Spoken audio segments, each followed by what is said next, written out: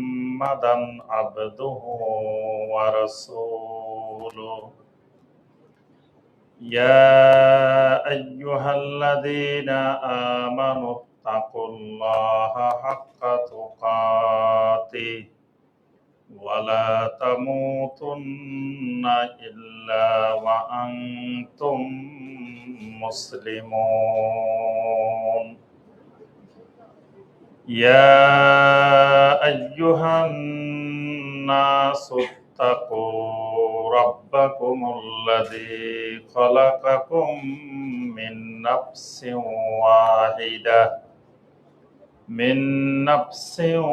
واحدة وخلق منها زوجها وبث منهما رجالا كثيرا ونساء واتقوا الله الذي تساءلون به والأرحام إن الله كان عليكم رقيبا يا أيها الذين آمنوا اتقوا الله وقولوا قولا سديدا يصلح لكم أعمالكم ويغفر لكم ذنوبكم ومن يطع الله ورسوله فقد فاز فوزا عظيما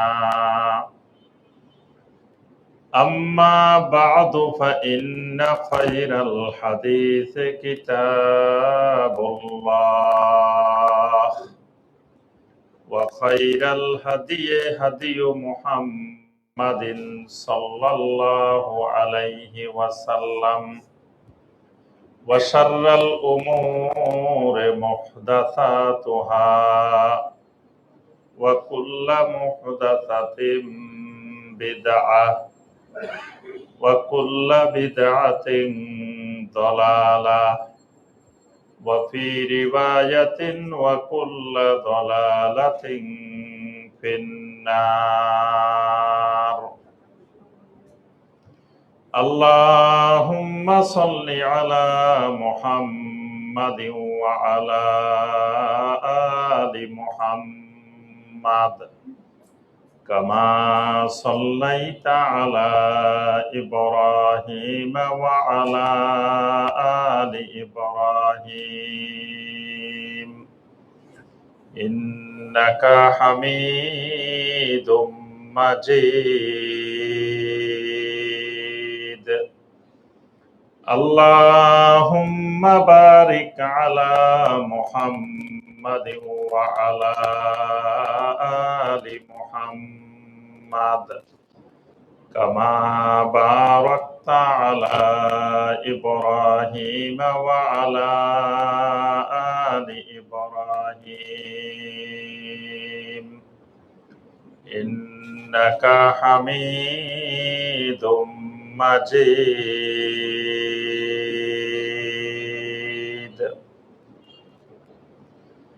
ঢাকা মহানগরীর শান্তিনগর এলাকায় অবস্থিত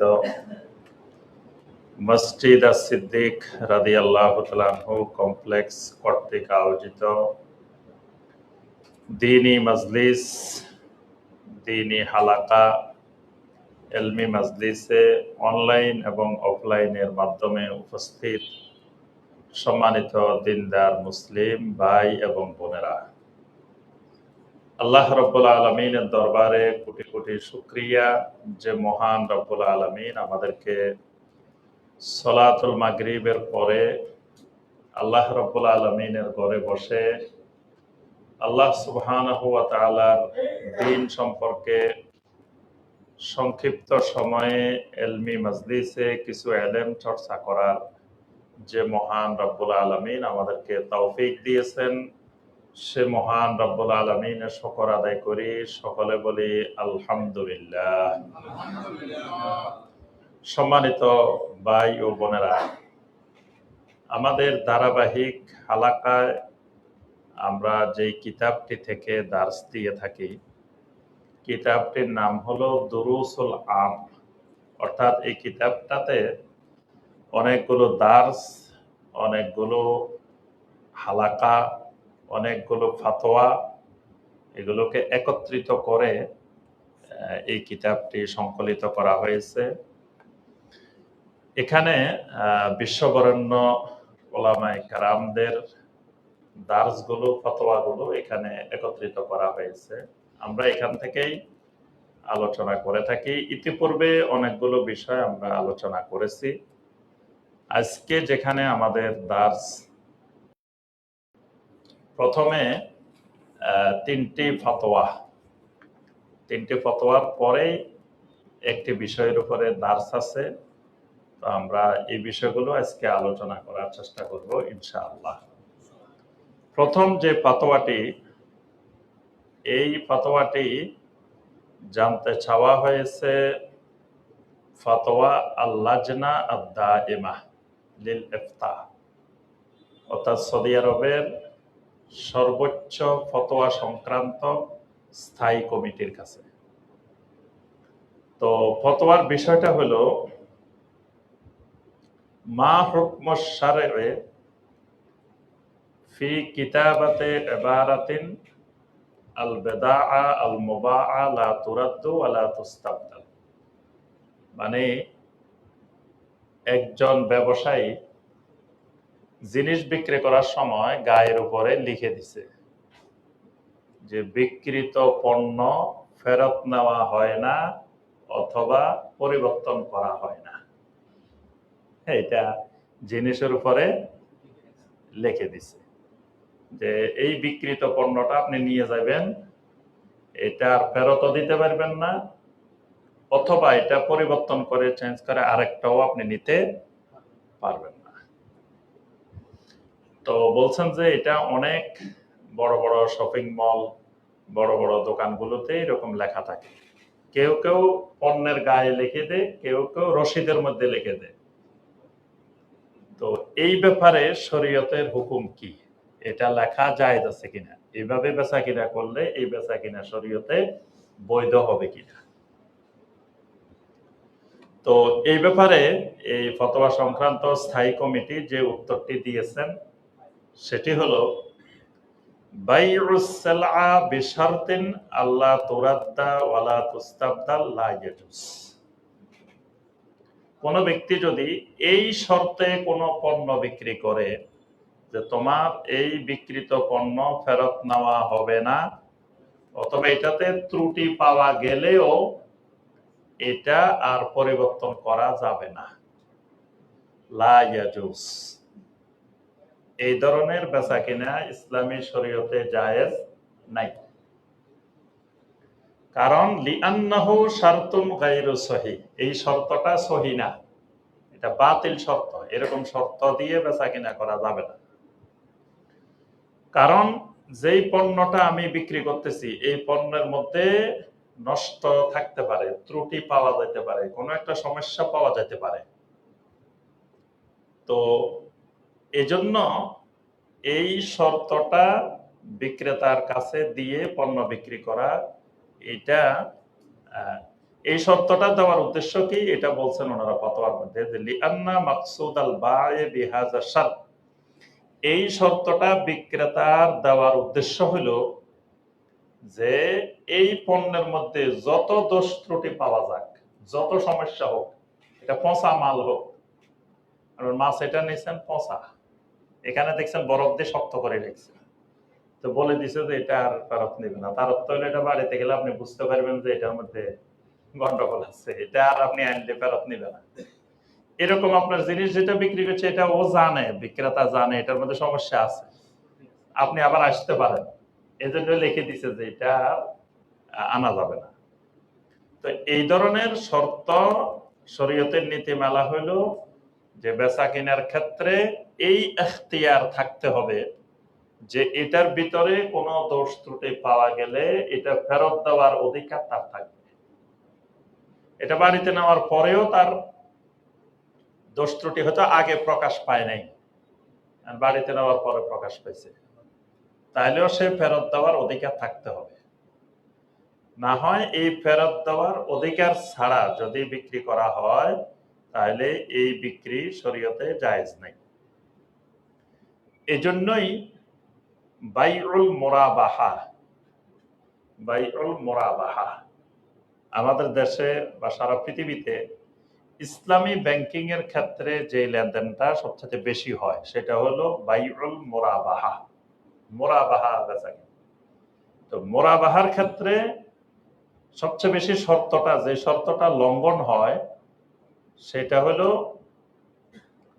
শরীয়তের নীতিমালা। আপনি একটা জিনিস কিনবেন, আপনার কাছে টাকা নাই, ব্যাংকে বলছেন যে আমি এই জিনিসটা কিনতে চাই কিন্তু আমার কাছে টাকা নেই। তো ব্যাংক আপনাকে টাকা দিবে কেনার জন্য, কিন্তু টাকা দেওয়া যাবে না, টাকা দিতে পারবে না। আপনাকে কি করবে, ব্যাংক জিনিসটা কিনে দিবে, কিনে আপনার কাছে বিক্রি করবে। প্রথমে আপনার সাথে একটা প্রাথমিক একটা মানে এটা চুক্তি না, এটা প্রাথমিকভাবে একটা মানে সম্মতি পত্র স্বাক্ষর হবে। সেটা হলো যে এই এই জিনিস আপনি আমাকে কিনে দিবেন, কেনার পরে আমি এই শর্তে এই জিনিস যদি পাওয়া যায় আমি নিব। কারণ এটা কিনে আনলো, কিনে আনার পরে আপনি বললেন যে আমি নিব না, তো সে এটা কি করবে? এই জন্য শরীয়ত এখানে বলে যে আপনাকে হামেশ জিদ্দিয়া, মানে আপনাকে অগ্রিম কিছু ব্যাংক নিতেও পারবে আপনার থেকে জরিমানা স্বরূপ। মানে আপনি যদি পরে পণ্যটা না নেন, এই কারণে কিছু টাকা আপনার থেকে জামানত রাখতে পারবে। এটাকে শরীয়তের ভাষায় বলে হামেশ জিদ্দিয়া। আচ্ছা, এটা নিল, নেওয়ার পরে ব্যাংক কিনবে, কিনে ব্যাংক নিজের নিয়ন্ত্রণে, নিজের কবজে, নিজের দখলে নিয়ে আসতে হবে জিনিসটা। নিজের দখলে নিয়ে এসে তারপরে আবার আপনার কাছে বিক্রি করবে। কারণ যার দখলে জিনিস নাই এরকম জিনিস বিক্রি করা শরীয়তে জায়েজ না। নবী সাল্লাল্লাহু আলাইহি ওয়াসাল্লাম স্পষ্ট করে বলছেন যে তোমার নিয়ন্ত্রণে যে জিনিস নাই, তোমার দখলে যে জিনিস নাই, এই জিনিস তুমি বিক্রি করতে পারবে না, এটা হারাম। তাহলে আপনার কাছে বিক্রি করতে হলে ব্যাংক আগে কিনে সে নিজে দখলে নিতে হবে, নিয়ন্ত্রণে নিতে হবে, নিয়ে তারপর আপনার সাথে বেচা কেনার চুক্তি করবে। এটাকে শরীয়তের ভাষায় বলে বাইউল মুরাবাহা। এখানে লঙ্ঘনটা যেটা হয় সেটা হলো, দেখা যায় কি অনেক সময় ওই কর্মচারীরা, কর্মকর্তারা তারা বাজারে যায় জিনিসটা কিনেও না, দেখেও না। দেখা গেল আপনি কিনবেন, আপনারা বলে যে আপনি কিনে নিয়ে যান, কিনে আপনি দোকান থেকে বাড়িতে নিয়ে চলে গেছেন। এটা শরীয়তে হারাম, এই বেচা কিনা জায়েজ নেই। যিনি কিনছে ওনারও জায়েজ হয় নাই, যিনি বিক্রি করছে ওনারও জায়েজ হয়। এখন মাঝখানে এই শর্তটা কেন, সেই বিক্রেতা কেন তার দখলে নিতে হবে? কারণ এই জিনিসটা যে আপনি ওই দোকান থেকে কিনছেন, কিনে আপনার দখলে আনার পরে এটার মধ্যে কোনো দোষ ত্রুটি পরিলক্ষিত হতে পারে। আপনার নিয়ন্ত্রণে যতক্ষণ থাকবে এতক্ষণ কোনো দোষ ত্রুটি পরিলক্ষিত হলে এটা দায় দায়িত্ব আপনার। আপনি ওই বিক্রেতার থেকে আবার এটা পাল্টায় নেবেন বা কিছু করে নেবেন। এখন ত্রুটিযুক্ত জিনিস আপনি আপনার নিয়ন্ত্রণে আনলেন না, না এনে ওই গ্রাহককে দিয়ে দিচ্ছেন। গ্রাহক বাড়িতে যাওয়ার পরে দেখে যে এটার মধ্যে সমস্যা আছে, ত্রুটি আছে। এখন গ্রাহক এবার আসবে আপনার কাছে, আপনি যাবেন আবার ওখানে। এই যে মাঝখানে যদি দখলে নিয়ে আসা হইতো তাহলে ত্রুটিগুলো সেও লক্ষ্য করতে পারতো, আপনার পর্যন্ত আসা লাগতো না। ইসলামী শরিয়ার নীতিমালা হলো লা দরারা ওয়ালা দারারা, মানে লেনদেনটা এমন ভাবে হইতে হবে যাতে আপনিও ক্ষতিগ্রস্ত না হন, আরেকজনও ক্ষতিগ্রস্ত না হয়, কেউ যেন ক্ষতিগ্রস্ত না হয়। তাহলে এখানে মাঝখানে এই নীতিমালাগুলো লঙ্ঘন করলে একজন না একজন ক্ষতিগ্রস্ত হওয়ার সম্ভাবনা আছে। এই জন্য ইসলামী শরীয়তে এই নীতিমালাগুলো লঙ্ঘন করলে তখন এই বেচা কিনা হারাম হয়ে যায়। এখানেও যে মাসালাটা বলা হয়েছে যে আপনার থেকে কোনো জিনিস যখন কেউ কিনবে তা আপনাকে সে পুরা টাকা দিয়ে কিনছে, ভালো জিনিসে কিনছে, ভালো জিনিসের দাম রাখছেন আপনি, এখন জিনিসটা চলে গেছে 2 নম্বর বা 3 নম্বর বা খারাপ, তা আপনাকে 1 নম্বরের টাকা দিছে সে, তাহলে তার অধিকার আছে এটা আপনাকে সে ফেরত দেওয়ার। এই অধিকার যখন লঙ্ঘন হবে তখন ওই ক্রেতা এখানে ক্ষতিগ্রস্ত। কোন পণ্যের মধ্যে এরকম লিখে দেওয়া যাবে না, তবে কিছু শর্ত আছে। আরেক ধরনের বিষয় হতে পারে জিনিসের সব 2 নম্বর 3 নম্বর, যিনি বিক্রি করতেছেন উনিও জানেন যে এগুলো 3 নম্বর 4 নম্বর মাল, আপনি যারা কিনতে গেছেন তারাও জানেন যে এটা ত্রুটিযুক্ত মাল। যেমন দেখবেন অনেক জুতার দোকানে, বিভিন্ন দোকানে অনেক পুরানা জুতা, পুরানা জিনিস বা এরকম বিক্রি করে দেয়, যে এটা আপনিও জানেন যে এটার মধ্যে ত্রুটি আছে। গার্মেন্টসের ধরেন অনেক জিনিস ত্রুটিযুক্ত, ত্রুটিযুক্ত হওয়ার কারণে সে রপ্তানি করতে পারে নাই, এখন বাইরে এটা রাস্তার পাশে বিক্রি করতেছে। তাই সে যে বিক্রি করতেছে সেও জানে এটার মধ্যে কিছু ত্রুটি আছে, আপনিও জানেন এটার মধ্যে ত্রুটি আছে। এখানে আপনার থেকে কিন্তু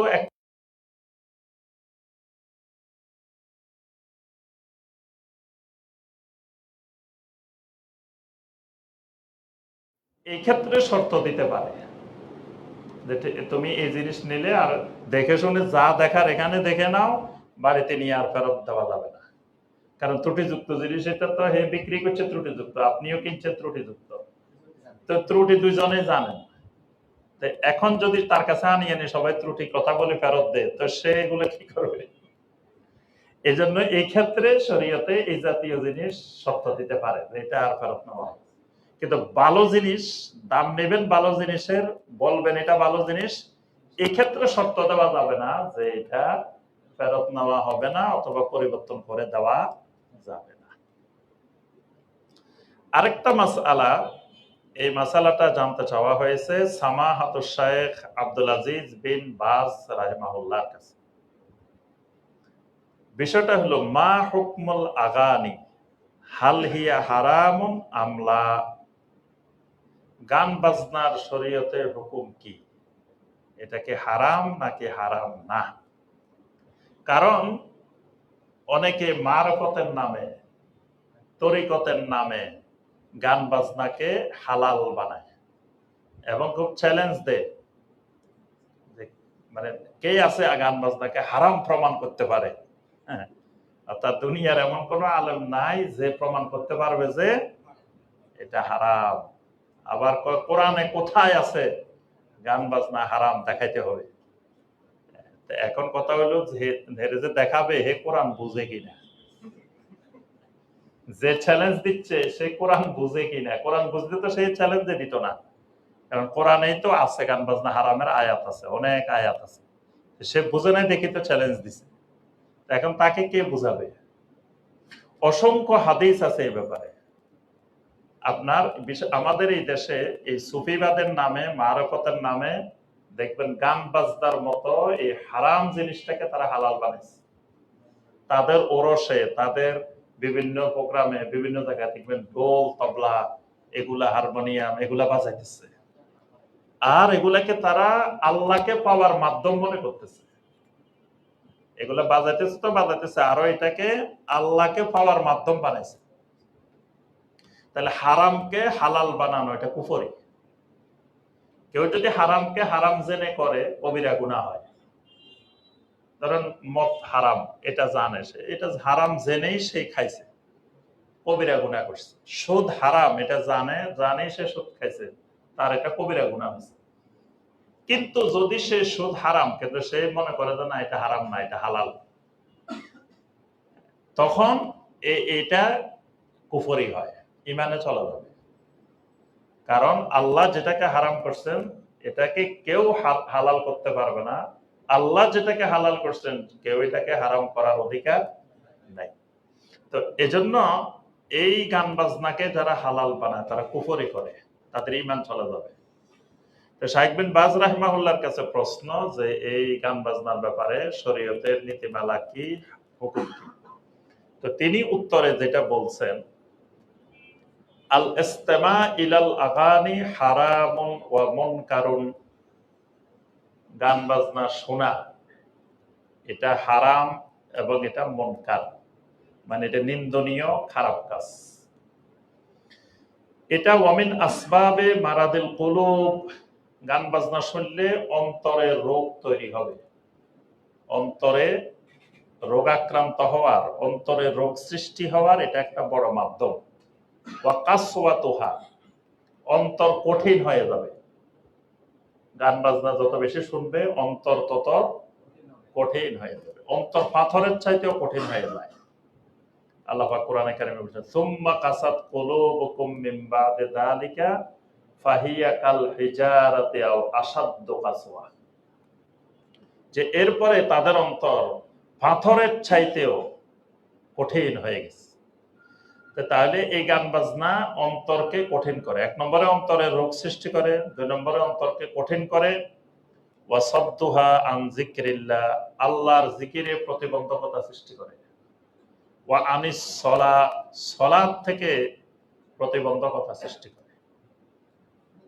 কোরআনে কারিমে সূরা লোকমানের 6 নম্বর আয়াত আল্লাহ রাব্বুল আলামিন এখানে বলছেন, ওয়া মিনান নাসি মান ইয়াশতারি লাহওয়াল হাদিসি লিয়ুদিল্লা আন সাবিলিল্লাহি বিগাইরি ইলম ওয়া ইয়াত্তাখিযাহা হুজুয়া উলাইকা লাহুম আযাবুম মুহিন।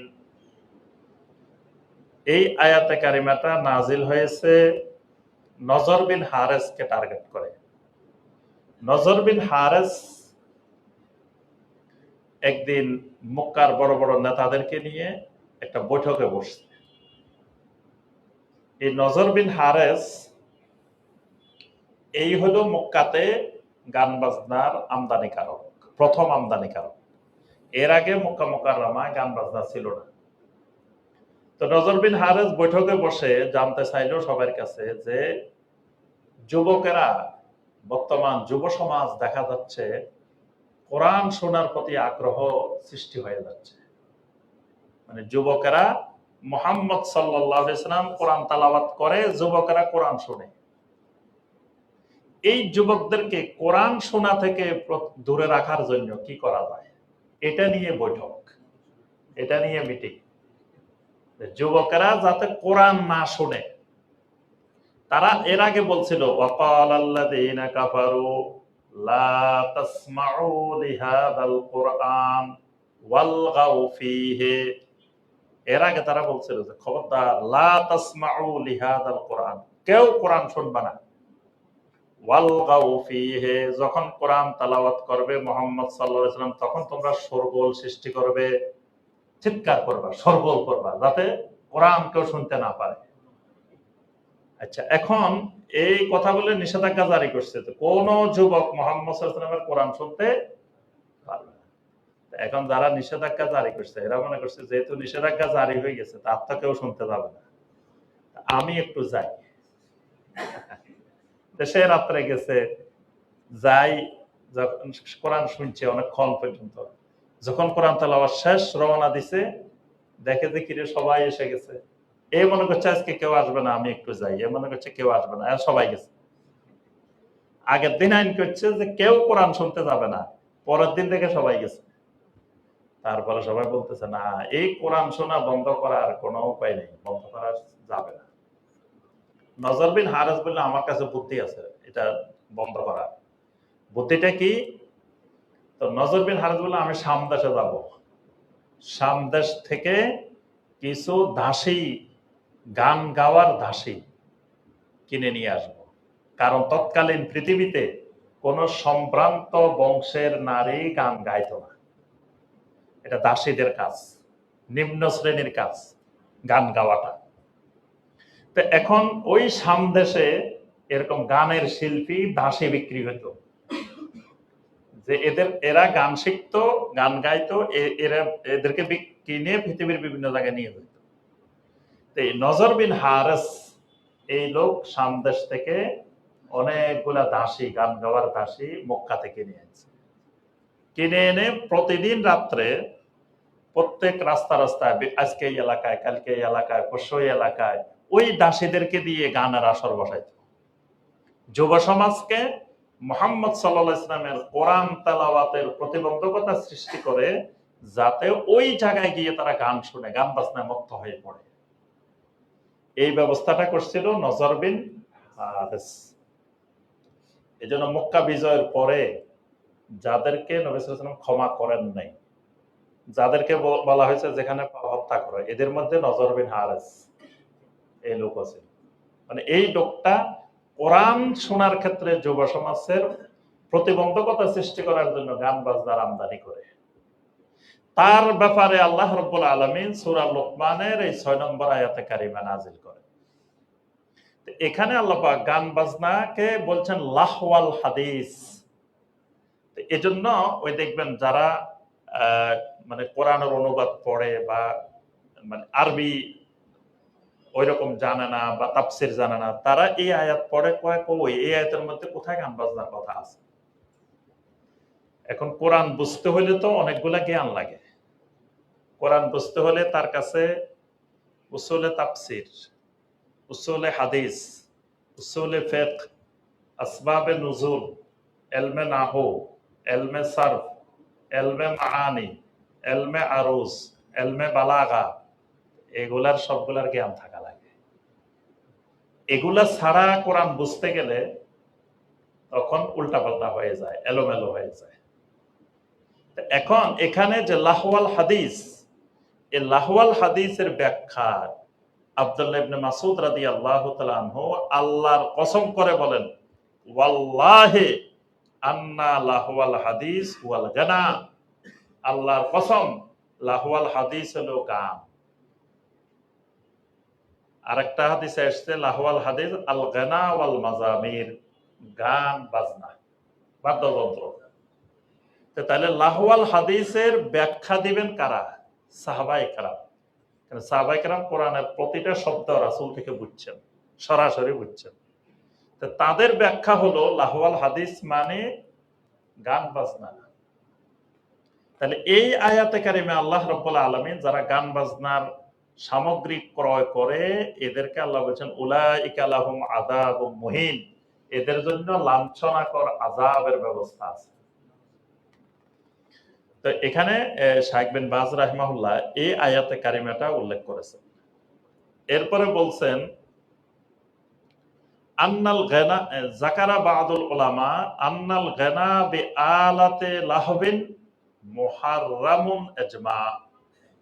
উলামায়ে কেরাম বলছেন যে বাদ্যযন্ত্র সহকারে গান গাওয়া সমস্ত উম্মতের ইজমার ভিত্তিতে হারাম। পৃথিবীতে কোন আলেম এটাকে কোন সময় জায়েজ বলেন নাই, সবার ইজমার ভিত্তিতে, ঐক্যমতের ভিত্তিতে এটা হারাম। তবে নবী সাল্লাল্লাহু আলাইহি ওয়াসাল্লাম উম্মতকে সতর্ক করে বলছেন লা ইয়াকুনান্না মিন উম্মতি আকওয়ামুন, আমার উম্মতের মধ্যে এমন কিছু মানুষ কিয়ামতের আগে বের হবে ইস্তাহিল্লুনাল হিররা ওয়াল হারিরা ওয়াল খামরা ওয়াল মাআজিফ, তারা 4টা জিনিসকে হালাল বানিয়ে ফেলবে কিয়ামতের আগে। 4টা গুরুতর হারাম জিনিসকে আমার উম্মতের ভিতরে কিছু মানুষ বের হবে, তারা এটাকে হালাল বানিয়ে ফেলবে। 4টা জিনিস কি কি? 1 নম্বর আল হিররা। আল হিররা মানে আজ-জানা, এটা মানে জানা, মানে জানা ব্যভিচার, এটাকে তারা হালাল বানিয়ে ফেলবে, এটা আর হারাম মনে করবে না। মানে এটা তাদের মধ্যে এমন ভাবে প্রচলন হয়ে যাবে যে হালাল জিনিসের মতো, এটা আর হারামের এই অনুভূতিটা তারা হারিয়ে ফেলবে। আরেকটা হলো আল হারির, রেশমি কাপড়, রেশম, এটা পুরুষের জন্য হারাম, কিন্তু এক সময় আসলে এটা পুরুষেরা হালাল বানাই ফেলবে।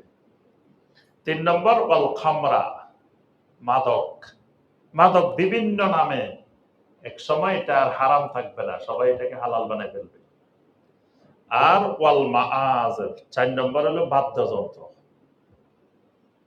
বাদ্যযন্ত্রকেও এক সময় উম্মতেরা হালাল বানিয়ে ফেলবে, যেটা আমরা এখন নিজে চোখে দেখি যে এরা এই বাদ্যযন্ত্রগুলোকে হারাম জিনিসকে হালাল বানিয়ে ফেলছে। তবে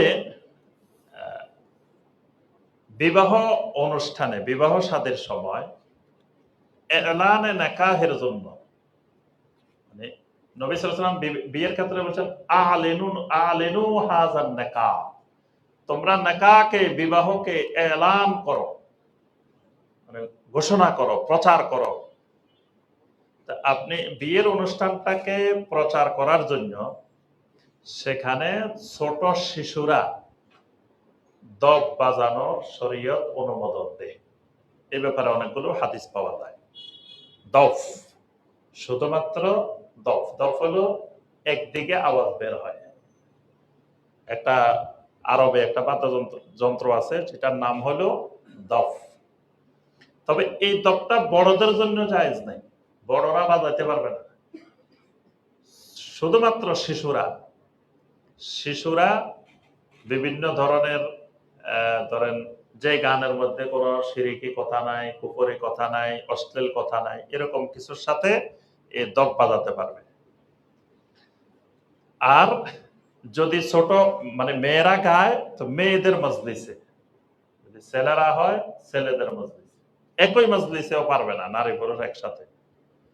আবার এটা ব্যাপক আকারে হওয়া যাবে না, এটা শুধুমাত্র এলানের জন্য, মানে এলাকার মানুষ যাতে বুঝে যে এই বাড়িতে বিয়ে হইতেছে, এটার জন্য। এটার জন্য ওয়ালা ইয়াজুজু ইস্তেমালা মুকাব্বিরাতিস সাউত ফি ইলানিন নিকাহ, নিকার এলানের জন্য মাইক ব্যবহার করা জায়েজ নেই। মানে একেবারে মাইক দিয়ে প্রচার করতে হবে যে এখানে বিয়ে হইতেছে, এটাও জায়েজ নেই শরীয়তে। অর্থাৎ মানে আপনি দফ বাজাবে, গান গাইবে, এটাও মাইক দিয়ে প্রচার করবে, এটাও শরীয়তে জায়েজ নাই। শুধুমাত্র যাতে মানুষেরা জানতে পারে, গ্রামের মানুষ, আশেপাশের মানুষ, যে এই বাড়িতে অমুকের বিয়ে হইতেছে, এই এতটুকু পর্যন্ত দফ বাজানো এবং ছোট বাচ্চারা গান গাওয়া ওই বিয়ের সময়, বিয়ের অনুষ্ঠানে জায়েজ, এর বাহিরে জায়েজ না। তবে এটার ব্যাপারে শায়েখ এখানে মানে সতর্ক করছেন যে এটা লম্বা সময় ধরে রাত্রে গাওয়া যাবে না, লম্বা সময় অনুষ্ঠান করা যাবে না। যদি ফজরের সালাত আদায়ে বিঘ্নতা সৃষ্টি হয়, এত বিলম্ব হয়, সেটাও জায়েজ হবে না, তখন সেটাও হারাম হয়ে যাবে। মানে হালাল জিনিসও যদি ফজরের সালাতে বিঘ্ন ঘটায়, ওই হালাল জিনিস হারাম। এটা শরীয়তের নীতিমালা। মানে আপনি রাত্রে এত রাত ব্যাপী কাজ করলেন, ভালো কাজ, হালাল কাজ, সেই কাজে যদি ফজরের নামাজের বিঘ্ন ঘটায়, এটাও হারাম। তা আপনি ওয়াজ নসিহত করলেন রাতের 3টা পর্যন্ত, ফজরের নামাজে উঠতে পারেন না, এই ওয়াজ নসিহত হারাম। আমাদের দেশের ওয়াজ মাহফিল গুলা বেশিরভাগ এইরকম রাত 1টা 2টা পর্যন্ত, 3টা পর্যন্ত হয়। আমি একবার ময়মনসিংহ গেছি, সারা রাত ওয়াজ। আমাকে বলতেছে যে শায়েখ আপনি আসছেন, খাই দেয় ঘুমান, আপনার আলোচনা রাত 3টায়। আমার জীবনের প্রথম অভিজ্ঞতা, রাত 3টায় ওয়াজ, এটা তো জীবনে শুনিনি কোনো। রাতে 3টায় কিসের ওয়াজ? তো বলে যে আমাদের আলোচকেরা একজন একজন করে আলোচনা করতে থাকবেন, ফজর পর্যন্ত আলোচনা চলতে থাকবে। আপনার শিডিউলটা পড়ছে রাত 3টায়। পরে আমরা বললাম যে আমরা তো আসলে দূরের থেকে আসছি, আবার ঢাকা যাওয়া লাগবে, কালকে হরতাল সমস্যা আছে, আমাদেরকে একটু আগে ভাগে দিয়ে দেন, আমরা চলে যাই। পরে অনেক অনুরোধ করে 12টার সময় দিছে। 12টার সময় আমি দেখি কি, মানে বিশাল প্যান্ডেল বানাইছে, নারী পুরুষ সব একাকার, মানে মাহফিলের চেয়ে ধরেন 2-3 কিলোমিটার ব্যাপী বাজার বসছে, মানে দুনিয়ার যত জিনিস আছে সব আসছে বাজার, বিশাল বাজার। এই মহিলারা, পুরুষেরা পুরা পরিবার চলে আসছে এলাকা, আসে সারা বাজার করতেছে, বাজারে বাজারে ঘুরতেছে, কিসের ওয়াজ? ওয়াজের এখানে কেউ নাই, সব আছে বাজারে, বাজার করতেছে সারা রাত, ওখানে কেনাকাটা চলতেছে। আর এখানে মাহফিলের এখানে কিছু মানুষ ঘুমাইতেছে, যাদের ঘুমানোর দরকার এরা এখানে আসি ঘুমাইতেছে, আর কেউ খাইতেছে, কেউ এখানে ঘুরতেছে, কেউ এখানে ঘুরতেছে, আর মাহফিল চলতেছে। তারপরে দেখলাম যে বড় বড় শিল্পপতিদের নাম দিয়ে রেখেছে বড় বড় করে, মানে এদের থেকে টাকা আনছে, এরা সব বিশেষ অতিথি, প্রধান অতিথি। অতিথি আবার টাকা অনুযায়ী অতিথি, যার যত টাকা বেশি সে প্রধান অতিথি, উপপ্রধান অতিথি। আমি এক জায়গায় 40টা উপাধি পাইছি এক পোস্টারে, 40টা। এত গবেষণা করে করে উপাধি বাইর করছে। মানে একজন সভাপতি, একজন হলো সহসভাপতি, একজন হলো উপসভাপতি, একজন হলো উপসহ সভাপতি, তারপরে একজন উদ্বোধক, একজন সহকারী উদ্বোধক, এরকম মানে বিভিন্ন ধরনের উপাধি দিয়ে দিয়ে দিয়ে দিয়ে মানে পোস্টার ব্যাপী খালি অতিথি। অতিথি কেন? ওই যে টাকা আনছে, যার যিনি যত বেশি টাকা দিচ্ছে। আবার আমার অভিজ্ঞতা, আবার জামালপুরে এক জায়গায় গেছি, মাহফিলের পরে বিশাল চিৎকার চেঁচামেচি মারামারির মতো অবস্থা। ঘটনা কি, এখানে কি হয়েছে, বলে যে যিনি প্রধান অতিথি উনি বলছে 1 লাখ টাকা দিবে, এজন্য তাকে প্রধান অতিথি বানানো হয়েছে। এখন সে 50,000 টাকা দিয়ে চলে গেছে। আমাদের কতজন বসেছিল 1 লাখ টাকা দিয়ে প্রধান অতিথি হওয়ার, আমরা বানাই নাই। সে প্রধান অতিথি হবে, 1 লাখ টাকা দিবে, এখন 50,000 টাকা দিয়ে চলে গেছে। এইটা নিয়ে গ্রামে গন্ডগোল লাগিয়ে গেছে যে সে 50,000 টাকা দিয়ে চলে গেল কেন। এই যে আপনার যে কথাটা বলছিলাম, যেই বিষয় ফজরের নামাজে বিঘ্ন ঘটায়, এখানে শায়েখ স্পষ্ট করে ফতোয়ার মধ্যে লিখে দিয়েছেন যে লিআন্না ইতালাতাল ওয়াক্ত তুফদি ইলা ইদাআতি সালাতিল ফজর ওয়ান নাওমি আন আদাইহা ফি ওয়াক্তিহা ওয়া যালিকা মিন আকবারিল মুহাররামাত ওয়া মিন আমালিল মুনাফিকিন। শায়েখ বলছেন যে রাত্রে বিলম্ব করে দীর্ঘ সময় ধরে যদি এই জাতীয় এলানে নেকার অনুষ্ঠান, দফের অনুষ্ঠান বা যে কোনো অনুষ্ঠান করো, যে জিনিস তোমাকে ফজরের নামাজে বিঘ্ন ঘটাবে, ফজরের সালাতের জন্য সঠিক সময় উঠতে তোমার বিঘ্ন ঘটাবে, এটা মিন আকবারিল মুহাররামাত, বড় ধরনের হারাম, এবং মিন আমালিল মুনাফিকিন, এটা মুনাফিকের কাজ।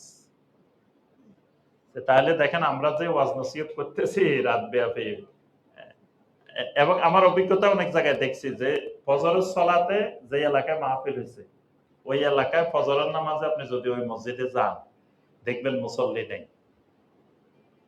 আমি জিজ্ঞেস করলাম কি ব্যাপার, প্রতিদিনই এরকম মুসল্লি হয় না আজকে? তো বলতেছে শাইখ আজকে জানান না মাহফিল গেছে। ইমাম সাহেব বলতেছে আজকে না মাহফিল গেছে, এই জন্য মানুষ কম। আমি বললাম যে যেই মাহফিলে ফজরের মুসল্লি কমায়, এই মাহফিল বন্ধ করা ফরজ। এটা করা যাবে না, এটা সামনে থেকে আর আপনারা মাহফিল করিয়েন না। মাহফিল করার উদ্দেশ্য হলো মুসল্লি বাড়ানো, সেই জায়গায় উল্টা মুসল্লি কমে গেছে। তাহলে এই মাহফিল করে লাভ কি? মাহফিল বন্ধ করে দেওয়া দরকার, কারণ যে মাহফিলে মুসল্লি কমায় সেই মাহফিল করে লাভটা কি? এজন্য এটা শরীয়তের নীতিমালা, সেটা ব্যবসা বাণিজ্য হোক, যে কোনো কাজ হোক, যে এমন কাজ যেটা আমার ফজরে বিঘ্ন ঘটায়, এটা হালাল জিনিস হলেও এটা তখন হারাম হয়ে যায়। আচ্ছা, 3 নম্বর মাসআলা এখানে যেটি, সেটাও আল-লাজনা আদ-দাইমা লিল ইফতার কাছে জানতে চাওয়া হয়েছে। সেই বিষয়টা হলো হুনাকা মান ইয়াহতাজুনা বিবিনাইল কুব্বা আল খাদরা আলাল কাবরিশ শরীফ বিল হারামিন নববী আলা জাওয়াজে বিনাইল কুব্বা আলা বাকিল কুবুর। মাসালাটা হলো সারা পৃথিবীতে যারা কবর পূজারী, কবরের ইবাদত করে, কবর কেন্দ্রিক বিভিন্ন ইবাদত করে, তারা কবরের উপরে একটা গম্বুজ বানায়, ঘর বানায়, গম্বুজ বানায়। তো তাদেরকে যদি জিজ্ঞাসা করেন যে এটা দলিল কি, এটা বানাইছো কেন, এটা তো হারাম, কবরের উপরে কোনো কিছু করতে আল্লাহ রাসূল নিষেধ করছে। তো তাদের দলিল হইল নবী সাল্লাল্লাহু আলাইহি ওয়াসাল্লামের কবরের উপরেও তো সবুজ গম্বুজ আছে, তো ওইটা যদি জায়েজ হয় আমাদের এটা জায়েজ হবে না কেন? তো এই জন্য লাজনা দায়েমার কাছে ফতোয়া জানতে চাওয়া হয়েছে, নবী সাল্লাল্লাহু আলাইহি ওয়াসাল্লামের কবরের উপরে এই সবুজ গম্বুজকে পৃথিবীর অনেক মানুষেরা দলিল বানাইতেছে। তারা বলতেছে ওখানে যদি গম্বুজ থাকে তাহলে আমাদের পীর সাহেবের, আল্লাহর ওলির কবরের উপরে গম্বুজ থাকলে অসুবিধা কি? রাসূলেরও তো আছে। তাহলে এই দলিল, রাসূলের কবরের উপরে এই দলিল দেওয়া যাবে কিনা, বা না দেওয়া গেলে এটার উত্তর কি হবে, এটা জানতে চাওয়া হয়েছে লাজনা দাইমার কাছে। তো তারা উত্তরে বলছেন লা ইয়াসিহুল ইহতিজাজ বিবিনাইন নাস কুব্বাতান আলা কবরিন নবী সাল্লাল্লাহু আলাইহি ওয়াসাল্লাম।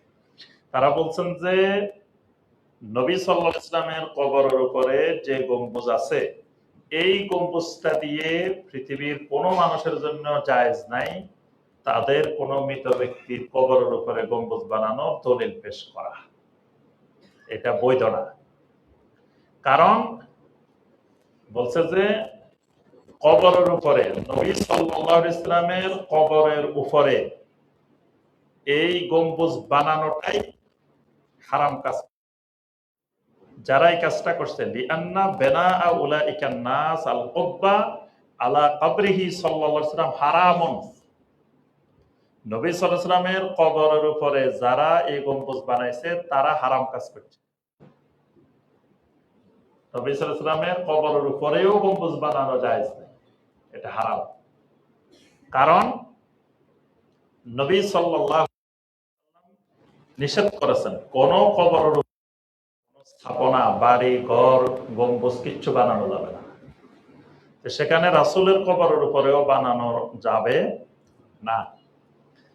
তারা এখানে দুইটা হাদিস উল্লেখ করছেন। প্রথম হাদিসটা আলী রাদিয়াল্লাহু তাআলা আনহু তার খেলাফতের সময় তার পুলিশ বাহিনীর প্রধান আবুল হাইয়াজ আল আসাদি রাদিয়াল্লাহু তাআলা তাকে লক্ষ্য করে তিনি বলছেন যে শোনো, আমাকে আল্লাহ রাসূল তিনটা দায়িত্ব দিয়েছিলেন।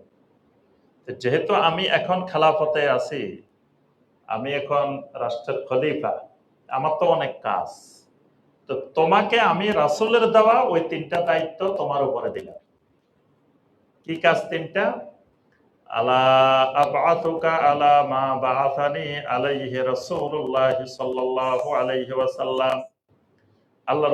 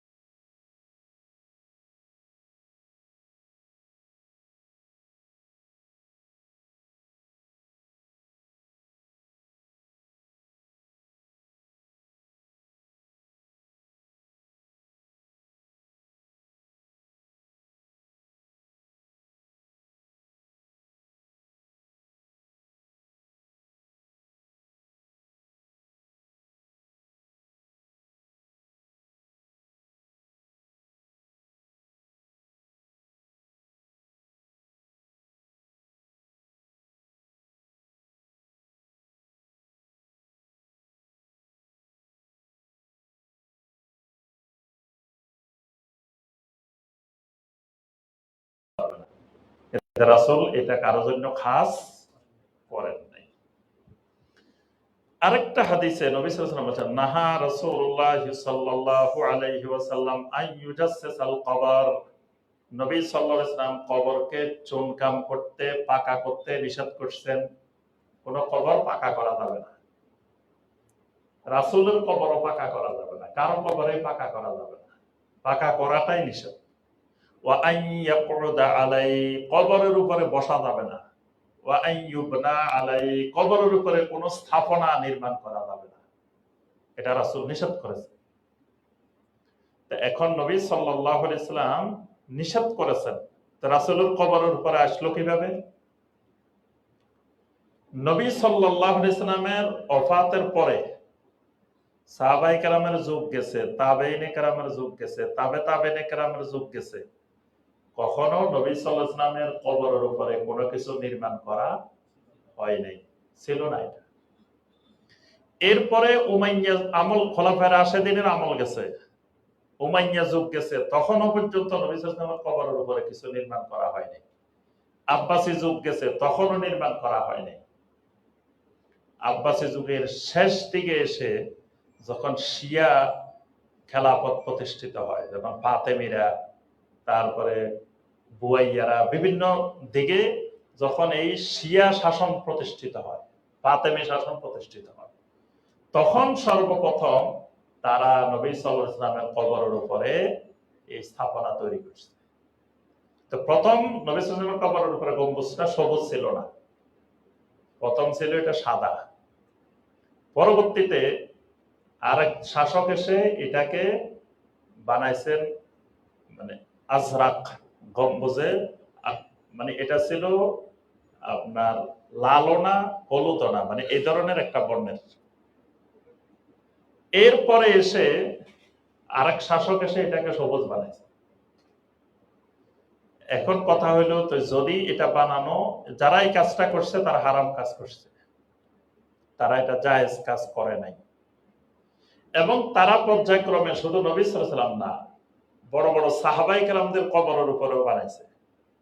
এই যে আমরা এখন বাকি কবরস্থানে যাই, এই বাকি কবরস্থানে তারা অনেকগুলো মাজার বানাইছিল।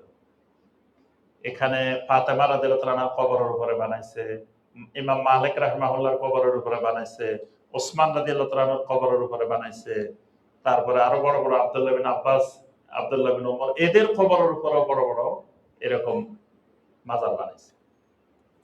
এখন যখন এই তাওহীদের সরকার প্রতিষ্ঠিত হয়, বর্তমানে যারা সৌদি আরবে ক্ষমতায় আছেন, এদের পূর্বপুরুষেরা যখন এই সৌদি আরবের ক্ষমতায় অধিষ্ঠিত হয়, তখন এরকম যত উঁচু কবর ছিল সব ভেঙে দেওয়া হয়েছে, এবং বাকি কবরস্থান থেকে শুরু করে, মোয়াল্লা কবরস্থান থেকে শুরু করে পুরা অঞ্চলের সমস্ত উঁচু কবর ভেঙে সমান করে দেওয়া হয়েছে।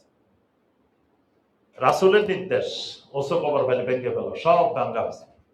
সর্বশেষ নবী সাল্লাল্লাহু আলাইহি ওয়াসাল্লামের কবরের সামনে এসে তারা থেমে গেছে। প্রথম পদক্ষেপ ছিল এটাও ভেঙে ফেলা হবে, নবী সাল্লাল্লাহু আলাইহি ওয়াসাল্লামের কবরের উপরে যে গম্বুজ আছে এটাও ভাঙা হবে। কিন্তু ওই যে ওগুলা ভাঙছে, শিরক উচ্ছেদ করছে, এটাকেই তৎকালীন সারা পৃথিবী জুড়ে মুসলমানদের মধ্যে যে একটা অপপ্রচার চালানো হচ্ছে, যে ওয়াহাবিরা সব নবী রাসূলদের কবর, সাহাবীদের কবর সবকিছুকে ভেঙে চুরে তছনছ করে ফেলতেছে। ওয়াহাবিরা নবী রাসূলদের প্রতি সম্মান নাই, সাহাবীদের সম্মান নাই, মানে ওয়াহাবি নাম দিয়ে যত রকমের অপপ্রচার করা দরকার সব অপপ্রচার শুরু হয়ে গেছে। এখন সরকার ওলামায়ে কেরামদের কাছে ফতোয়া চেয়েছেন যে নবী সাল্লাল্লাহু আলাইহি ওয়াসাল্লামের কবরের উপরে এটা ভাঙা যাবে কিনা বা ভাঙবো কিনা। তো ওলামায়ে কেরামেরা তখন বলছেন যে কাবায়ে মুশাররাফা, বাইতুল্লাহ, যেটা ইব্রাহিম আলাইহিস সালাম যেভাবে কাবা তৈরি করছেন, পরবর্তীতে কাবাটাকে সংকুচিত করা হয়েছে, ছোট করে ফেলা হয়েছে। তো নবী সাল্লাল্লাহু আলাইহি ওয়াসাল্লাম বলছেন, আমার ইচ্ছা হয় কাবাটাকে ভেঙে আবার ইব্রাহিমের ওই জায়গায় কাবাটাকে স্থাপন করার। কিন্তু আমাদের আয়েশাকে বলছে, তোমার কওম, আমি যদি এই কাজটা করি, এই কাজটা নিয়ে তারা ফিতনা সৃষ্টি করবে, বিভ্রান্তি সৃষ্টি করবে, বলবে দেখো আমাদের কাবা ছিল এরকম, মুহাম্মদ আসি কাবা বাড়াই ফেলছে, বড় বানাই ফেলছে। আসলে তো বড় বানায় নাই, ওই ইব্রাহিম আলাইহিস সালামের কাবা ছিল ওইটা। এই যে জাতি ভুল বুঝবে, জাতি এখানে বিভ্রান্তির সৃষ্টি হবে, এটার জন্য রাসূল কাজটা করেন নাই। পরবর্তীতে কিন্তু কাবাকে আবার দুইবার ভাঙা হয়েছে। কিন্তু পরবর্তীতে আপনার আব্দুল্লাহ বিন জুবাইর রাদিয়াল্লাহু তাআলা আনহু আবার ইব্রাহিমের কাবার মতো বানায় ফেলছেন। উনি বলছেন যে আল্লাহ রাসূল করতে চাইছেন তাহলে অবশ্যই ইব্রাহিমের কাবা বানায় ফেলবো আমরা। তিনি ভাঙ্গি এটাকে ইব্রাহিমের কাবা বানায় ফেলছেন। হাজ্জাজ বিন ইউসুফ আসে আবার ভাঙ্গি আবার এই জায়গায় নিয়ে আসছে, বলে যে কাজ আল্লাহ রসুল করেন নাই সে কাজ আমরা করতে যাবো কেন, আমরা আবার আগের জায়গায় নিয়ে আসছি। এরপরে আবার আব্বাসী শাসকেরা চাইছে আবার ওইটাকে আগের জায়গায় নিয়ে যাওয়ার জন্য। তখন ইমাম মালিক রাহিমাহুল্লাহর কাছে ফতোয়া চাওয়া হয়েছে, আমরা এখন কি করব? তখন ইমাম মালিক রাহিমাহুল্লাহ বলছেন, খবরদার, আল্লাহর ঘরকে তোমরা খেলাধুলার বিষয়বস্তুতে পরিণত করিও না। একজন আসি এটা করবা, আরেকজন আসি ভাঙবা, আরেকজন আসি করবা, যে জায়গায় আছে কিয়ামত পর্যন্ত এই জায়গায় থাক, আর কেউ হাত দিও না। ইমাম মালিক রাহিমাহুল্লাহর এই ফতোয়ার উপরে আজ পর্যন্ত আর হাত দেওয়া হয় নাই, ওই জায়গায় আছে। এখন ওই ওলামায়ে কেরাম তখন বললেন যে এমনি আমরা যখন সাহাবায়ে কেরামের কবর এরকম গম্বুজ ভেঙ্গে খান খান করে সমান করে ফেলছি, এটা সারা পৃথিবী জুড়ে অপপ্রচার। এরপরে যদি আমরা রাসূলের কবরের উপরে হাত দিই, এটা আরো ব্যাপক অপপ্রচার হবে। এদের হাত থেকে রাসূলের কবরও নিরাপদ হয়নি, এরা রাসূলের কবর ভেঙে ফেলছে। এই কারণে ওলামায়ে কেরাম বলছেন এটা যেখানে আছে থাক, এটাতে তারা আর হাত দেন নাই।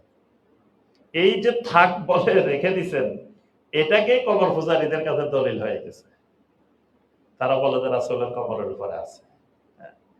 এজন্য তারা বলছেন যে এই কাজটা যারা করেছেন তারা হারাম কাজ করছেন, গুনার কাজ করছেন, কিয়ামত পর্যন্ত তাদের কবরে গুনায় জারিয়া যাবে। তারা রাসূলের কবরের, রাসূল যে জিনিস নিষেধ করছেন সেই জিনিস রাসূলের কবরের উপরে স্থাপন করছে তারা। কিন্তু এখন ভাঙতে গেলে মুসলিম বিশ্বের সাথে তাদের সম্পর্ক পুরোপুরি নষ্ট হয়ে যাবে এবং তাদেরকে সবাই কাফের ফতোয়া দিবে। এমনি তো ওয়াহাবিরা কাফের, ফতোয়া আগেই দেওয়া আছে। খালি ওয়াহাবি কাফের না, ওয়াহাবি জন্মগ্রহণের সময় যে মহিলা দাত্রী ছিল সেও কাফের।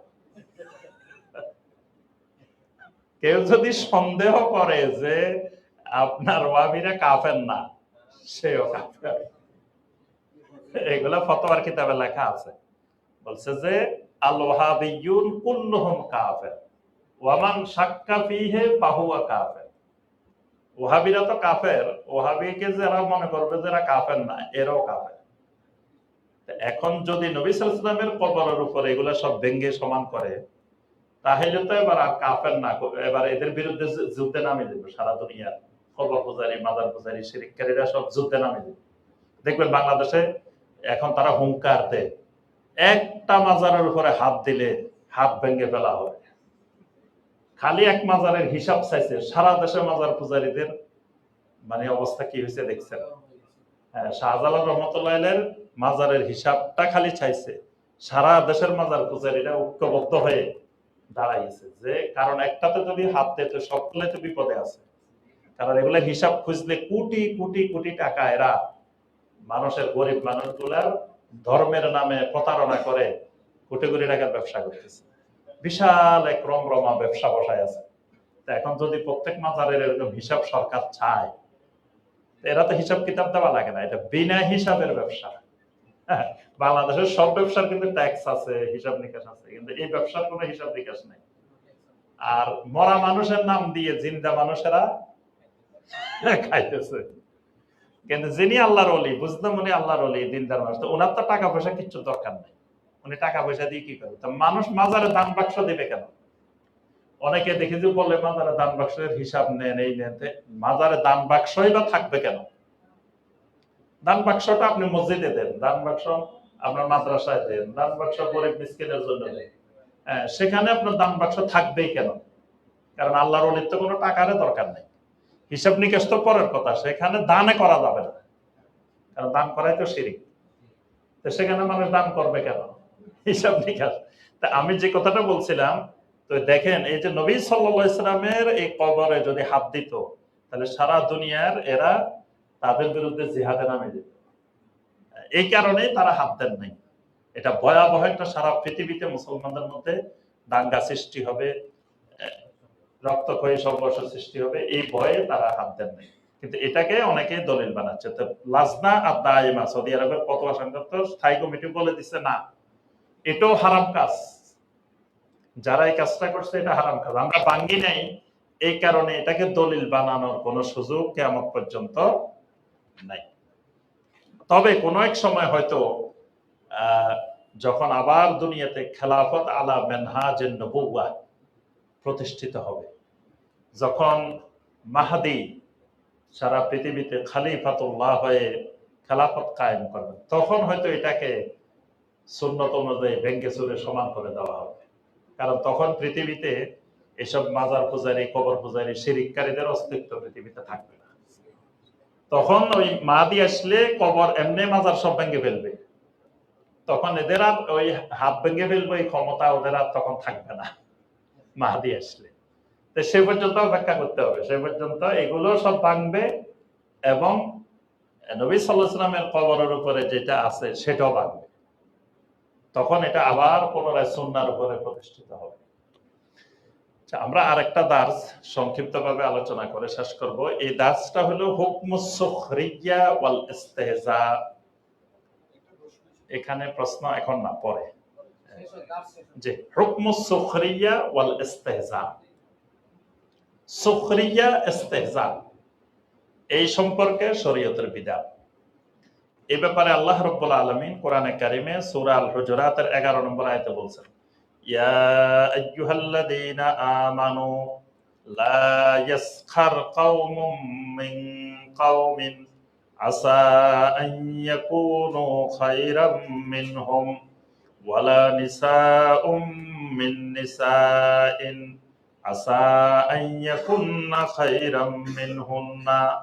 এখানে আল্লাহ পাক বলেন, হে ঈমানদাররা, তোমরা একজন আরেকজনকে ঠাট্টা বিদ্রূপ হাসি তামাশার বস্তুতে পরিণত করিও না, কারণ তুমি যার বিদ্রূপ করতেছ সে তোমার থেকে উত্তম হইতে পারে। আবার নারীদেরকে বলছে, নারীরা তোমরাও একজন আরেকজনকে ছোট করে দেখিও না, কারণ যাকে তুমি বিদ্রূপ করতেছ সে তোমার থেকে উত্তম হইতে পারে। পুরুষের চেয়ে নারীদের অভ্যাসটা বেশি। নারীরা দেখবেন কোন জায়গায় যদি মহিলা 10 জন একত্রিত হয়, তো একজন আরেকজনকে জিজ্ঞেস করলে যে আপা আপনার বাসা কোথায়, পরিচয় কোথায়, তখন সে পরিচয়টা দিবে, জানেন আমি অমুক চেয়ারম্যানের অমুকের বাগ্নি, অমুকের এই, অমুকের সেই, বড় বড় ব্যক্তিদের পরিচয় দিবে। ওই 10 গ্রাম পরে একজন আছে, তারেও সম্পৃক্ত করে জানেন আমি অমুকের, মানে আমি কিন্তু যেসব ছোটখাটো বংশের মহিলা না, আমি বিরাট বংশের মহিলা। এটা কিন্তু মহিলাদের অভ্যাস, ফিতরতগত অভ্যাস। এজন্য হাদিসে নিষেধ করা হয়েছে মহিলাদেরকে, বিশেষ করে এটা জাহেলিয়াত আল ফাখরু ফিল আহসাব, মানে বংশ নিয়ে ফখর করা, এটা একটা জাহেলিয়াত। এটা বিশেষ করে নারীদেরকে নিষেধ করা হয়েছে, যে নারীরা এই কাজটা বেশি করে। এখানেও আল্লাহ রাব্বুল আলামিন শুধু প্রথমে ডাইরেক্ট বললেই হইতো যে কেউ কারো বিরুদ্ধে ঠাট্টা বিদ্রূপ করিও না, খাস করে নারীদেরকে বলছেন তোমরাও একজন আরেকজনকে এরকম বিদ্রূপ করিও না, কারণ সে তোমার থেকে উত্তম হতে পারে। কারণ নারীরা ছোটখাটো জিনিসও একজন আরেকজনকে তুচ্ছ করে। ধরেন এক বাড়ি থেকে কিছু পাঠাইছে, এই কি দিছে এটা, আমরা এসব খাই নাকি? আমরা এসব খাই নাকি? মানে হয়তো দিতে একটু বেশ কমেছে বা কোনো একটা সমস্যা হয়েছে, আপনি পুরুষে কিন্তু এগুলো নিয়ে কিছু বলে না, কিন্তু দেখবেন একজন মহিলা বলবে যে এটা কি দিছে, এ কি মনে করছে আমরা এসব খাই নাকি, আমাদেরকে এসব জিনিস দিছে কেন? এই যে এটা মানে আরেকজনকে তুচ্ছ করা। এই জন্য নবী সাল্লাল্লাহু আলাইহি ওয়াসাল্লাম সরাসরি বলেছেন, লা তাহতিরান্না, নারীরা তোমরা একজন আরেকজনকে তুচ্ছ করিও না। কেউ যদি তোমাকে একটা জিনিস হাদিয়া দেয়, এটা তুচ্ছ হইলেও তুমি তাকে তুচ্ছ জ্ঞান করিও না। এখানে আল্লাহ পাক সরাসরি নিষেধ করছেন যেটি, সেটি হলো সুখরিয়া। এক নম্বর হলো সুখরিয়া। সুখরিয়া মানে আল ইস্তেহানা, কাউকে তুচ্ছ জ্ঞান করা, কারো দোষ ত্রুটি অনুসন্ধান করা, খুঁজে খুঁজে তার ভিতরে কি দোষ আছে, দুর্বলতা আছে, সেগুলো দিয়ে তাকে ছোট করা।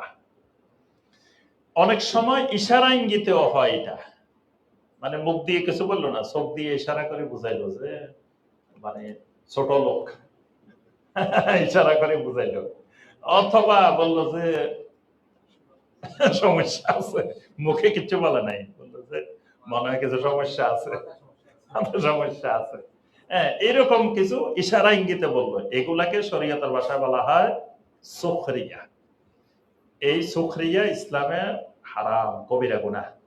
এই সুখরিয়া মুমিনের ভ্রাতৃত্বের বন্ধন নষ্ট করে দেয়। আরেকটা হলো ইস্তেহজা। ইস্তেহজা মানে আরেকজনকে নিয়ে ঠাট্টা করা, বিদ্রূপ করা। আল্লাহ রাব্বুল আলামিন বিশেষ করে আপনার সূরা তাওবার 65-66 নম্বর আয়াতে কারিমা নাযিল করছেন। যখন তাবুকের যুদ্ধে নবী সাল্লাল্লাহু আলাইহি ওয়াসাল্লাম বললেন যে তোমরা যার কাছে যা আছে তাবুকের অভিযানের জন্য নিয়ে আসো। তো অনেক সাহাবাই কারাম সারাদিনে 5 দিরহাম হতে ইনকাম করছে। বাসায় যাওয়ার সময় 2 দিরহাম এখানে দিয়ে যেতেন, 3 দিরহাম দিয়ে বাজার করে নিয়ে যেতেন। মানে সামান্য সামান্য দাম, যার কাছে যা আছে এখানে এনে এনে জমা করতেছেন তাবুকের অভিযানের জন্য। তো যখন ওই যে 2 দিরহাম নিয়ে একজন আসি দিতেছে, তো মুনাফিকরা উঠে গেছে, ওই দেখো 2 দিরহাম দিয়ে রোম বিজয় করে ফেলবে। তারা হাসতো, এই যে 2 দিরহাম নিয়ে আসছে যে রোম বিজয় করে ফেলবে। আরেকজনে 5 দিরহাম নিয়ে আসছে, এই 5 দিরহাম নিয়ে আসছে, দেখো রোম বিজয় করে ফেলবে। এই যে মানে ছোট ছোট দামগুলাকে তারা নিয়ে ঠাট্টা বিদ্রূপ করতো, হাসি তামাশা করতো, এটাকে আল্লাহ পাক বলছেন ইস্তেহজা। এবং এই ইস্তেহজাকে কুফরি বলা হয়েছে, ঈমান ভঙ্গের কারণ বলা হয়েছে। পরবর্তীতে এই লোকগুলো এসে ওজর পেশ করছিল, বলছিল যে আসলে আমরা তো এমনি ঠাট্টা করছিলাম যে রোম বিজয় করতে হলে কোটি কোটি টাকার দরকার, এই 2 দিরহাম 3 দিরহাম 10 দিরহাম দিয়ে কি রোম বিজয় হয়? এই জন্য আমরা না বুঝে করছিলাম। আল্লাহ পাক বলছেন লা তা'তাদিরু কাদ কাফারতুম বাদা ঈমানিকুম, খবরদার কোনো ওজর পেশ করিও না। এই কাজগুলো করার কারণে ঈমান আনার পরে তোমরা কাফের হয়ে গেছো, ঈমান ভেঙে গেছে। এজন্য শাইখ বিন বাজ রাহিমাহুল্লাহ এই আয়াত দিয়ে দলিল দিবেন, কেউ যদি ঈমান ভঙ্গের কারণ না জানে, না জানি এমন কাজ করে ফেলছে, এমন কথা বলে ফেলছে যেটাতে ঈমান ভেঙে যায়, শাইখ বিন বাজ রাহিমাহুল্লাহ বলেন না জানে বললেও ঈমান ভেঙে যায়, কাফের। কারণ এই সরাসরি আয়াত, লোকগুলো বলছে আমরা জানি না, জানতাম না, এটা যে ঈমান ভেঙে যাবে। আল্লাহ বলছেন এখানে ওজর আপত্তি গ্রহণযোগ্য হবে না। জানলা না কেন? তুমি জানো নাই কেন? ঈমান আনার পরে তোমার উপর ফরজ ছিল কোন কোন জিনিসে তোমার ঈমান নষ্ট হতে পারে এটা জানা, তুমি জানো নাই কেন? এজন্য আল্লাহ বলছেন লা তা'তাদিরু কাদ কাফারতুম বাদা ঈমানিকুম, ঈমান আনার পরে তোমরা কাফের হয়ে গেছো। তো এটাকে বলা হয় ইস্তেহজা। এই সুখরিয়া এবং ইস্তেহজা মানে একটা হলো মানুষকে ইশারা ইঙ্গিতে তুচ্ছ জ্ঞান করা, ছোট জ্ঞান করা, আর একটা হলো কোনো জিনিস নিয়ে ঠাট্টা বিদ্রূপ হাসি তামাশা করা। এটা ছোট জিনিস নিয়ে হোক, বড় জিনিস নিয়ে হোক, যদি দ্বীনের শরীয়তের কোনো জিনিস নিয়ে হয় তাহলে ঈমান ভেঙে যাবে। যেমন কেউ যদি পর্দা নিয়ে, হেজাব নিয়ে যদি একটু ঠাট্টা বিদ্রূপ করে, হাসি তামাশা করে, পর্দা নিয়ে হেজাব নিয়ে, কাফের হয়ে যাবে, ঈমান ভেঙে যাবে। তারপরে কেউ যদি দাড়ি নিয়ে, দাড়িকে নিয়ে যদি একটু ঠাট্টা বিদ্রূপ করে, হাসি তামাশা করে, এটাতে সে কাফের হয়ে যাবে, তার ঈমান ভেঙে যাবে। এরকম ইস্তেহজা যে কোনো জিনিস নিয়ে, মানে দ্বীনের ফরজ হোক, ওয়াজিব হোক, সুন্নত হোক, মুস্তাহাব হোক, দ্বীনের কোন একটা জিনিস নিয়ে কেউ যদি ঠাট্টা বিদ্রূপ হাসি তামাশা করে, তাহলে এটার দ্বারা ঈমান ভেঙে যাবে, এটার দ্বারা সে কাফের হয়ে যাবে। এবং এটা মুনাফিকের আলামত, সে মুনাফিক হয়ে যাবে, তার ভিতরে নিফাক তৈরি হবে। কারণ মুনাফিকের অভ্যাসই হলো দ্বীনের বিষয়গুলোকে নিয়ে ঠাট্টা বিদ্রূপ করা, হাসি তামাশা করা, এই কাজগুলো করা। তো এখানে আপনার এই বিষয়গুলোই আলোচনা করা হয়েছে। তো এই কারণে এই বিষয়টা হারাম, এই বিষয়টার দিকে আমাদেরকে খেয়াল রাখতে হবে। আমরা অনেক সময় জেনে না বুঝেও অনেক সময় দ্বীনের বিভিন্ন বিষয় নিয়ে কথাবার্তা বলে ফেলি, বা আরেক মুসলিম ভাইকে আমরা তুচ্ছ জ্ঞান করি, তার বিভিন্ন বিষয় নিয়ে হাসি তামাশা করি, এটাও কবিরা গুনাহ, এটাও হারাম। আল্লাহ রাব্বুল আলামিন আমাদের সবাইকে এই হারাম থেকে বিরত থাকার তৌফিক দান করুন। আল্লাহ সুবহানাহু ওয়া তাআলা আমাদেরকে আজকের মাজলিসে আমরা যে বিষয়গুলো আলোচনা করলাম, এই বিষয়গুলো আল্লাহ পাক আমাদেরকে আমল করার তৌফিক দান করুন। কবর কি চিহ্নিত করা যাবে? যেমন নাম সহ, তার মৃত্যু তারিখ সহ ইত্যাদি খোদাই করে লিখে দেওয়া। কবরকে নির্দিষ্ট করে চিহ্নিত করা যাবে না। শুধুমাত্র কবরস্থানের হেফাজতের জন্য, মানে সম্পূর্ণ কবরস্থানকে আপনি পাকা করতে পারবেন, দেয়াল করতে পারবেন, বাউন্ডারি চারিদিকে। কিন্তু মাঝখানে কোনো কবর আলাদা করে কোনো একটা কবরকে নির্দিষ্ট করে পাকা করা যাবে না। কোনো একটা নির্দিষ্ট কবরকে পাকা করা যাবে না, এবং একটা কবরকে নির্দিষ্ট করে চিহ্নিত করা যাবে না। যেখানে আপনি নামটা লিখে রাখলেন, তার অর্থ হলো আপনি বুঝাইতে চাইতেছেন এই কবরস্থানে যারা আছে সব সাধারণ মানুষ, যে লোকটার নাম লেখা আছে এটা একটা বিশিষ্ট মানুষ। এই জন্য এটা এরকম আলাদা করে চিহ্নিত করা যাবে না। সেখানে নাম, মৃত্যু তারিখ এগুলো লেখা যাবে না। এই ব্যাপারে সুন্দর নমুনা দেখবেন আরব দেশের কবরস্থানগুলা। দেখবেন যে বিশাল কবরস্থান, কারো নাম নাই। এই যে বাকি কবরস্থানে যাই দেখেন, ওসমান রাদিয়াল্লাহু তাআলা আনহুর কবর আছে, ওসমান রাদিয়াল্লাহু তাআলার কবরের সামনে কিন্তু ওনার নাম লেখা নাই। আগে তো কিছু ওখানে সাইনবোর্ড ছিল সতর্ক করে তোরে যে এখানে এটা করা যাবে না, এটা করা যাবে না। এখন এই সাইনবোর্ড দেখে মানুষ বুঝে গেছে এখানে ওসমান রাদিয়াল্লাহু আনহুর কবর। এবারে দেখলাম যে ওগুলো ফেলে দিচ্ছে, কিচ্ছু নাই একেবারে। আর ওইদিকে যাওয়াই বন্ধ করে দিচ্ছে, কারণ ওসমান রাদিয়াল্লাহু আনহুর কবরটার এরিয়াটা একটু বড়, দেখলে বোঝা যায়, সবাই চেনে। ওখানে গিয়েও অনেক শিরিক করে ফেলে। এই কারণে ওইদিকে আবার দেখছে যে রাস্তায় বন্ধ, ওইদিকে যাওয়াই বন্ধ করে দিচ্ছে, সাইনবোর্ড সব খুলে ফেলছে। তাহলে এরকম কোন চিহ্নিত করা শরীয়তে বৈধ না। কোরআনুল কারীম ওযু ছাড়া পড়া ও ধরা যাবে কি? কোরআন ও হাদিস থেকে বলবেন। কোরআনে কারীম ওযু ছাড়া পড়া যাবে, এ ব্যাপারে কোনো ইখতিলাফ নাই, সবাই একমত। মানে ওযু ছাড়া তেলাওয়াত করা যাবে, পড়া যাবে, এটা যে কোনো জায়গায় পড়া যাবে। তবে গোসল ফরজ অবস্থায় পড়া যাবে না, তেলাওয়াত করা যাবে না। মহিলারা নাফাকি অবস্থায় তেলাওয়াত করতে পারবে না। পুরুষেরও যদি গোসল ফরজ হয়, এই জানাবত অবস্থায় তেলাওয়াত করতে পারবে না। তবে এই অবস্থায় কোরআনে কারীমের কোন আয়াত দোয়া হিসাবে পড়তে পারবে, তেলাওয়াত হিসাবে না। দোয়া, কোরআনের অনেক আয়াত দোয়া আছে, সেগুলো দোয়া হিসাবে দোয়া করতে পারবে আয়াত দিয়ে, হাদিস দিয়ে। কিছু বলতে চাইছেন? ওইটা বলতেছি, দরারটা আলাদা আসতেছি। প্রথম বলছি তেলাওয়াত। তেলাওয়াত ওযু ছাড়া আমি পড়তে পারবো, কোনো অসুবিধা নাই। কিন্তু ধরা, স্পর্শ করা, মানে কোরআনে কারীমের নুসখা অথবা মোবাইল বা যেখানে কোরআন আছে এটা ধরা যাবে কিনা, এই ব্যাপারে আহলুল ইলমদের দুইটা মত আছে। একটা মত হইল যে শুধু কোরআন, মানে এই কোরআনটার মধ্যে অনুবাদও নাই, কিছু নাই, শুধু কোরআনের নুসখা, মুসহাফ, মানে শুধু আরবি কোরআন। এই একতালাপটা এই জায়গায়। কিন্তু যেটা অনুবাদ আছে, এখানে ধরেন আরবির সাথে বাংলা আছে, আরবির থেকে কিন্তু বাংলা বেশি, এটা বিনা উজুতে ধরা যাবে, এটাতে কোনো একতালাপ নেই, সবার মতে এটা ধরা যাবে। তারপরে ধরেন মোবাইলে আলাদা আবরণ আছে, অনেক কিছু আছে, এটা আপনি ওযু ছাড়া ধরতে পারবেন, তেলাওয়াত করতে পারবেন, এটাতে কোনো অসুবিধা নেই। কিন্তু যেটা শুধু কোরআনে কারীমের মুসহাফ, কোরআনে কারীমের কপি আরবি, এটা ধরা নিয়ে দুইটা মত আছে। একটা মত হইলো যেটা ওযু ছাড়া ধরা যাবে না, যেহেতু কোরআনে কারীমে আল্লাহ পাক বলেছেন লা ইয়ামাসসুহু ইল্লাল মুত্তাহারুন, যে পবিত্র ব্যক্তি ছাড়া এই কোরআনকে কেউ স্পর্শ করবে না।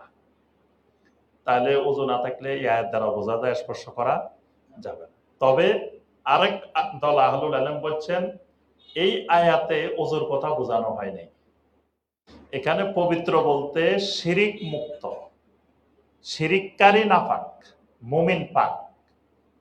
মুমিন ওযু করলেও পাক, না করলেও পাক, মানে মুমিনের অন্তর সবসময় পাক। মুশরিক যত গোসল করুক, যত ওযু করুক, যাই করুক, মুশরিক সবসময় না পাক। এখানে মুত্তাহারুন বলতে মুমিনকে বোঝানো হয়েছে। এজন্য আহলুল ইলমদের মত হলো ওযু ছাড়াও এটাকে স্পর্শ করা যাবে, মানে এক দলের মতে যাবে না, এক দলের মতে যাবে। তো এই ক্ষেত্রে আমরা দুইটার ক্ষেত্রে সমন্বয় করে বলবো যে শুধু নুসখা যেটা, এটাকে ওযু ছাড়া ধরা ঠিক হবে না। তেলাওয়াতের সময় এটা ওযু সহকারে ধরবো, এই মতটাকে আমরা প্রাধান্য দিব।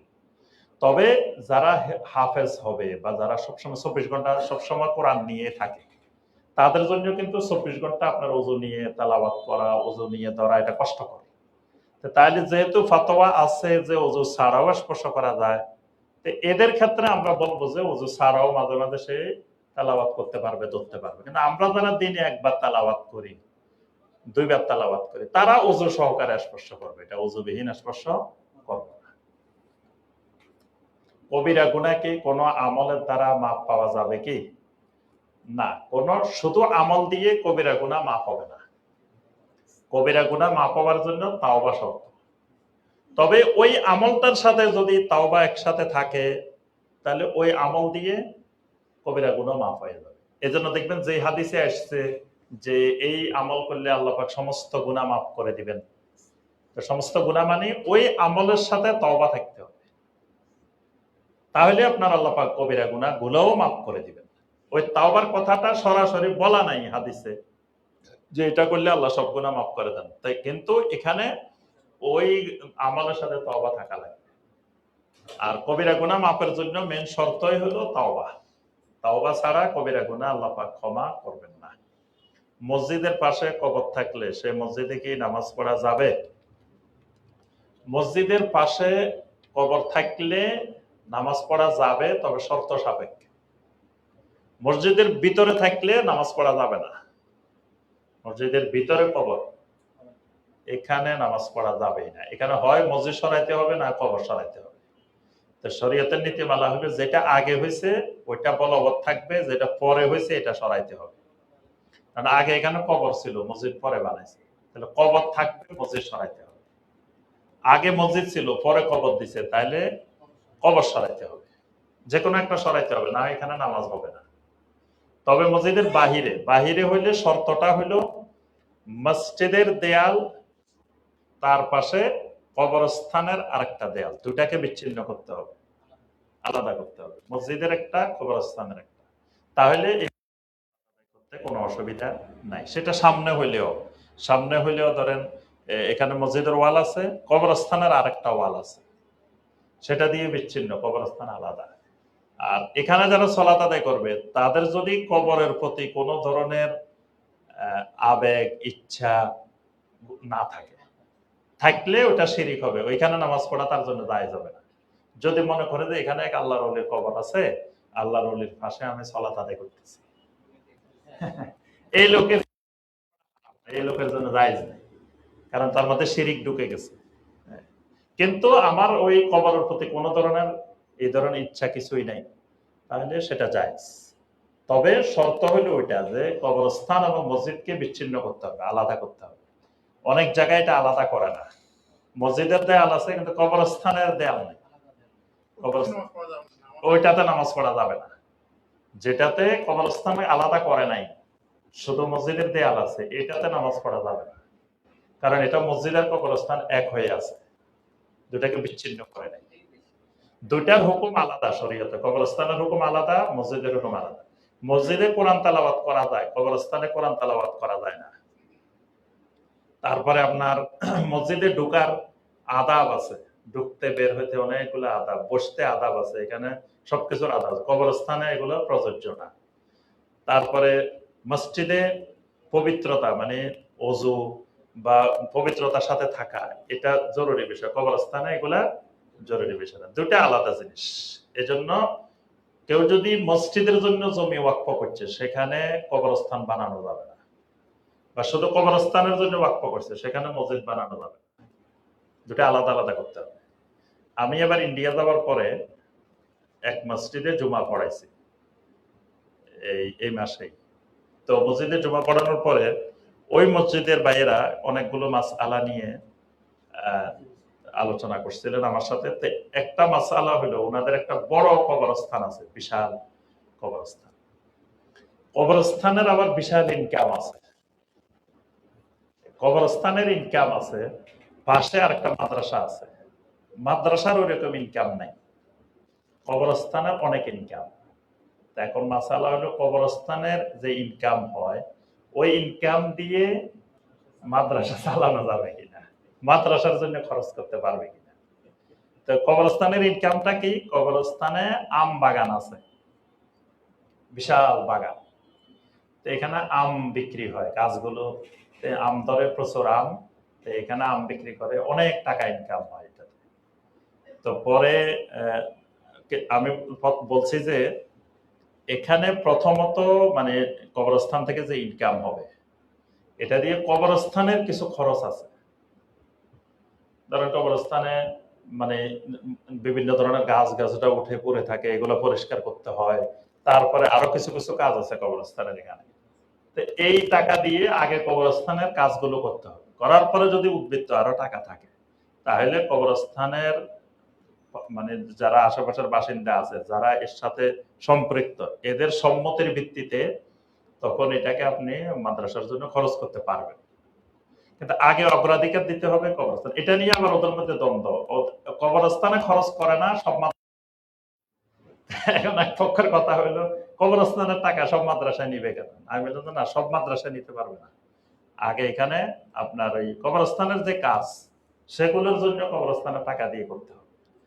কিন্তু যদি মানে টাকা উদ্বৃত্ত না থাকতো, কবরস্থানের খরচ করে, তাহলে কিন্তু কবরস্থানের টাকা অন্য জায়গায় নেওয়া যাবে না, মসজিদে নেওয়া যাবে না। আবার মসজিদের টাকা কবরস্থানে নেওয়া যাবে না। এগুলো সম্পূর্ণ সেপারেট সেপারেট, একটার হুকুমের মধ্যে আরেকটা ঢুকবে না। আল্লাহ রাব্বুল আলামিন আমাদের সবাইকে দিনকে জানার, দিনকে বোঝার, দিনের উপর ইস্তেকামত থাকার তৌফিক দান করুন। সুবহানাকা আল্লাহুম্মা বিহামদিকা আশহাদু আল্লা ইলাহা ইল্লা আনতা আস্তাগফিরুকা ওয়া আতুবু ইলাইক। আসসালামু আলাইকুম ওয়া রাহমাতুল্লাহি ওয়া বারাকাতুহু।